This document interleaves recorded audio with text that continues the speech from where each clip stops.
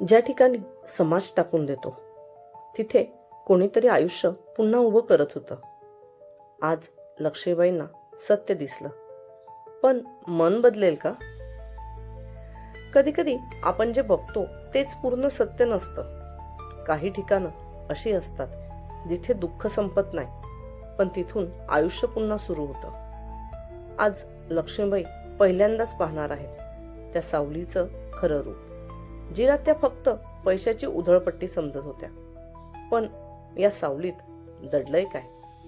फक्त आश्रय की कोणाचं आयुष्य बदलून टाकणारं सत्य? चला पाहूया दिलकशी भाग 85.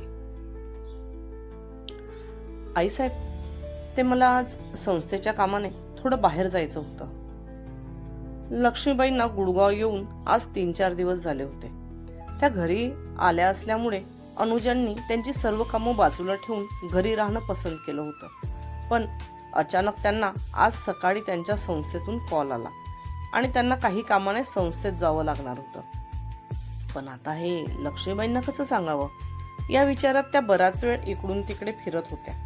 शेवटी त्यांनी हिम्मत करून लक्ष्मीबाईंच्या रूमचा दरवाजा वाजवला आणि मग त्यांच्यासमोर जाऊन उभे राहत त्यांना हळू आवाजात म्हणाल्या, ठीक आहे, आज आम्ही पण येऊ तुमच्या संस्थेत. आम्हालाही बघू द्या की या संस्थेच्या नावाखाली आमच्या मुलाचा आणि नातवाचा किती पैसा तुम्ही उधळता आहात ते. त्या अनुजांना म्हणाल्या. तसं अनुजा हलकं गालात हसल्या आणि त्यांना होकार देत तयारीसाठी निघून गेल्या. सकाळच्या नाश्त्यानंतर दोघीही सोबतच संस्थेसाठी निघाल्या. निघताना लक्ष्मीबाईंनी गणपतरावांनाही सोबत येण्यास सांगितले, पण गणपतरावांना त्या गोष्टीत इंटरेस्ट नसल्यामुळे त्यांनी जास्त लक्ष दिलं नाही. आणि दुसरं म्हणजे तिथे पहिलेच तर त्यांची प्यादी होती, जी त्यांना संस्थेमध्ये घडलेली माहिती इतंभूत कळवणार होती. त्यामुळे त्यांना जास्त टेन्शन घ्यायची गरज नव्हती. सावली श्रेवाश्रम. गेटवरचं नाव वाचूनच लक्ष्मीबाईंच्या चेहऱ्यावर एक हलकी स्माईल आली, पण त्यांनी लगेच त्यांचा चेहरा निर्विकार केला. तशी गाडी गेटमधून थोडी आतल्या बाजूला वळली. आईसाहेब. गाडी थांबली तशी अनुजाने लक्ष्मीबाईंचा दरवाजा स्वतः उघडला आणि त्यांना बाहेर येण्यास खुणावले.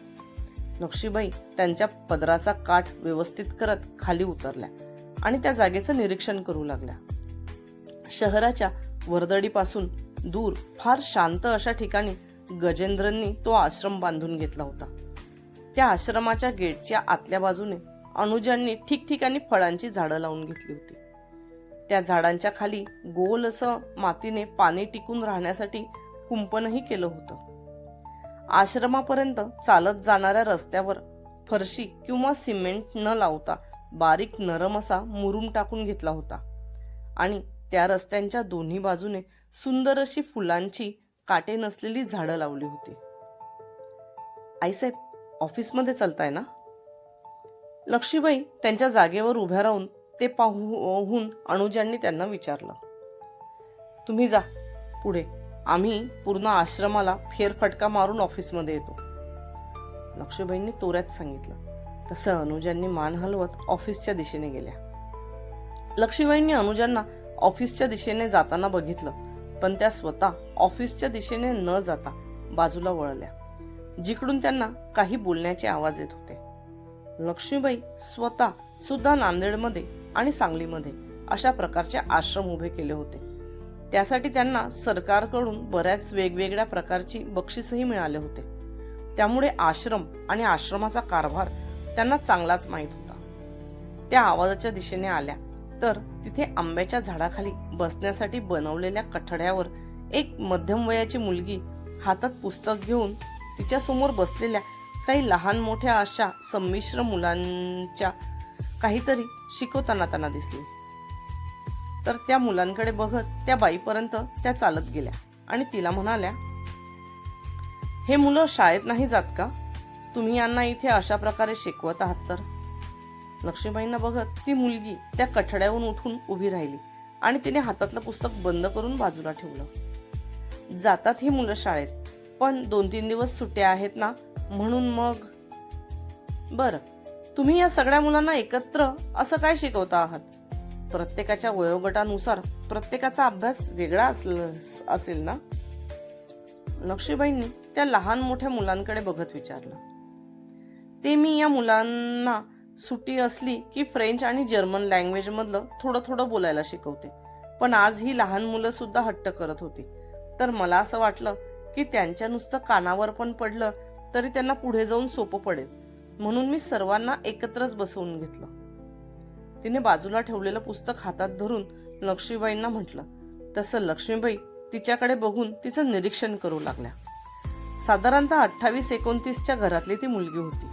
मग ती आश्रम मध्ये कशी, हा त्यांना लगेच दुसरा प्रश्न पडला. तुम्ही कोण आणि इथे या आश्रम मध्ये कशा? मी मीना. 8वीत असताना आईचा हात धरून या आश्रमात आली होती.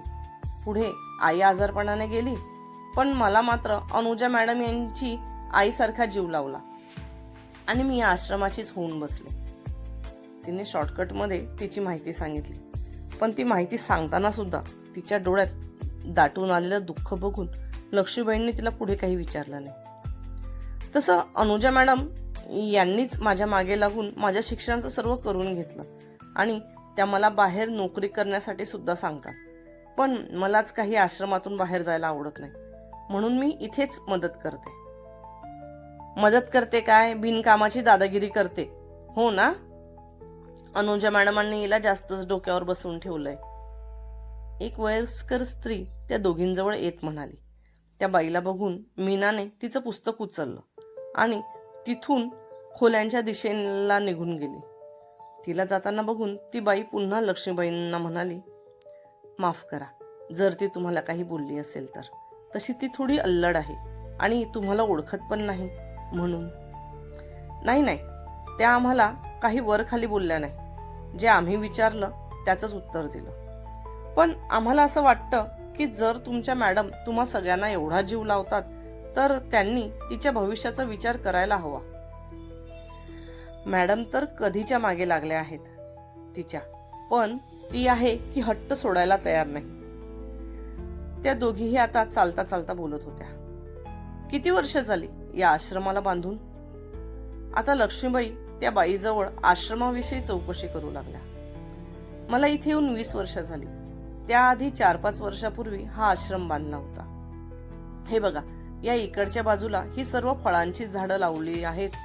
जेवढी पण फळं आश्रमात लागतील तेवढी काढून बाकी ती सगळी आम्ही मार्केटमध्ये पाठवून देतो. त्या बाईने आश्रमाच्या एका बाजूला हात करून सांगितलं.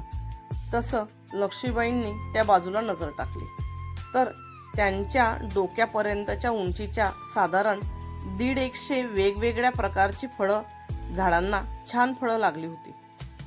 त्या प्रत्येक झाडाखाली कुंपण करून मशागत केल्याचं दिसत होतं.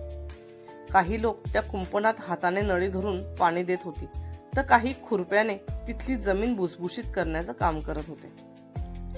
मॅडम, इकडच्या बाजूला थोडी शेती केली जाते, पण त्या शेतीतला संपूर्ण माल हा आश्रमातच वापरला जातो. कारण कसं आहे ना, नाही म्हणता म्हणता आश्रमातल्या सर्व सदस्यांची संख्या आता बऱ्यापैकी वाढली आहे. त्यामुळे भरपूर भाजीपाला लागतो. मग आम्ही तो भाजीपाला बाहेरून न आणता इथेच पिकवतो. त्या बाईने दुसऱ्या एका बाजूला हात करून सांगितलं. आश्रमाची संख्या वाढते आहे, म्हणजे ती संख्या कमी करण्यासाठी तुमच्या मॅडमांनी काही केलं नाही का? त्या लक्ष्मीबाई किल्लेदार होत्या. स्वतः एक मुसदी घराण्यातून आलेल्या असल्याने त्यांना महिलांसाठी काय करता येईल आणि काय नाही याची पूर्ण माहिती होती. कसं आहे ना मॅडम, इथली संख्या तेव्हाच कमी होईल जेव्हा अत्याचारी लोक कमी होतील. दरवेळी महिलांना रोजगार मिळवण्यासाठी आणि त्यांना त्यांच्या पायावर उभं करण्यासाठी अनुजा मॅडम धडपडत असतात. त्यांना सक्षम बनवण्यासोबत त्यांचं पुढचं जीवनही व्यवस्थित व्हावं असं मॅडमांना वाटत असतं. पण फक्त मॅडमांना वाटून काय उपयोग, या समाजाला पण तर वाटलं पाहिजे. टाकून घातलेल्या किंवा अत्याचार पीडित महिलांना आपला समाज बाहेर स्वीकारायला तयार होत नाही. एवढंच नाही तर इथून ज्या मुली शिकून बाहेर स्वतःच्या पायावर उभ्या राहतात त्यांच्याकडेही हा समाज एका वेगळ्या नजरेने बघतो. आता तर ही संख्या एवढी वाढली आहे की मागेच मॅडमांनी मुख्यमंत्र्यांना भेटून या आश्रमाच्या विस्ताराविषयी आणि इथल्या महिलांच्या पुनर्वसनाविषयी बोलणं केलं. इथे सगळे मराठीत का बोलतात? नाही म्हणजे हे गुडगाव आहे. मग आम्हाला असं वाटलं की तुम्ही सगळे हिंदी भाषिक असाल. लक्ष्मीबाईंना तिच्या एवढ्या व्यवस्थित मराठीचं आश्चर्य वाटलं. थोडा वेळ पूर्वी भेटलेली मीना सुद्धा त्यांच्याशी मराठीतच बोलली होती. इथे अर्ध्या तर मराठी भाषिक महिलाच आहेत आणि ज्यांना मराठी येत नाही म्हणजे माझ्यासारख्या त्यांना शिकवायला ती मीना आहेच. इथे सर्वांनी मराठीतच बोलावं असाच काहीसा तिचा हट्ट असतो आणि ज्यांना मराठी येत नाही त्यांना सुट्टीच्या दिवशी ती त्या झाडाखाली घेऊन बसते. त्या महिलेने पुन्हा एकदा त्या झाडाकडे हात करून हसत सांगितलं. तसं आता लक्ष्मीबाईंना सुद्धा थोडं हसायला आलं. बरं, मग या आश्रमाचे उत्पन्न काय फक्त त्या फळांच्या विक्रीमधून होते? नाही हो मॅडम, फळांची विक्री तर आता 2-4 वर्षापासून सुरू केली आहे. पण आश्रमातल्या महिलांना स्वतःच्या पायावर उभं करण्यासाठी अनुजा मॅडम आणि ध्रुव सरांनी 15 वर्षापूर्वी एक हातमागाचा कारखाना उभा केला. त्या कारखान्याला थोडेफार सरकारी अनुदानही मिळतं. त्यातून तयार होणारा कच्चा माल पुढे वेगवेगळ्या फॅक्टरीत जातो. विशेष म्हणजे त्या हातमागाच्या कारखान्यात या आश्रमातल्याच लोकांना नोकरी दिली जाते. परत या आश्रमातल्या काही मोठे लोक सुद्धा फंडिंग करत असतात. ती फंडिंग संपूर्णपणे मुलांच्या शिक्षणावर खर्च केली जाते. आता ती महिला आणि लक्ष्मीबाई हळूहळू आश्रमाचा पूर्ण परिसर बघत ऑफिसच्या दिशेने निघाल्या होत्या. इथे भरपूर प्रकारची फुलझाडं लावली आहेत, पण गुलाबाचे झाड कुठे दिसलं नाही. त्यांनी आजूबाजूला बघत म्हटलं. त्यांच्या बाजूला उभी असलेली महिला त्यांना काही उत्तर देईल त्याआधीच मागून आवाज आला. कारण गुलाबाचे फूल त्यांच्या आईसाहेबांना फार आवडत होते, म्हणून त्या जेव्हा पण या आश्रमात येतील तेव्हा त्या त्यांच्या हातानेच इथे गुलाब लावतील असा अट्टाहास होता त्यांचा. अनुजा हळूहळू चालत लक्ष्मीबाईंपर्यंत आल्या. त्यांच्या मागे असणाऱ्या चालत येणाऱ्या माळ्याच्या हातात एक सुंदर शेड असलेला गुलाबाचे फूल झाड होते. मग आईसाहेब, करणार ना तुम्ही त्यांचा हट्ट पूर्ण? घेणार ना तुम्ही या सावलीला तुमच्या गुलाबाच्या सावलीखाली? अनुजांच्या डोळ्यात पाणी आणत लक्ष्मीबाईंना म्हणाल्या. तसं त्यांचं बोलणं लक्ष्मीबाईंच्या हृदयात स्पर्शून गेलं. पण लक्ष्मीबाई त्यावर त्यांना काही बोलल्या नाही. त्यांनी सरळ मागे उभ्या असलेल्या माळ्याला रिकाम्या जागेकडे चालण्यास खुणावले. एका गुलाबाच्या छोट्याशा रोपाने आज अनेक वर्षाचं अंतर कमी करायला सुरुवात केली आहे. लक्ष्मीबाईंच्या मनात पहिल्यांदा सावलीसाठी जागा निर्माण झाली आहे. पण ही फक्त सुरुवात आहे. या निर्णयामुळे पुढे काय बदलणार आहे? लक्ष्मीबाई खरंच अनुजांच्या कामाला स्वीकारतील की पुन्हा काहीतरी वादळ येणार? हे सगळं जाणून घेण्यासाठी पाहत राहा दिलकशी. जर तुम्हाला हा भाग आवडला असेल तर व्हिडिओला लाईक करा, चॅनलला सबस्क्राईब करा आणि तुमचं मत कमेंटमध्ये नक्की सांगा. कारण तुमचं प्रत्येक प्रेम या कथेला पुढचा भाग लिहायला ताकद देतो. धन्यवाद.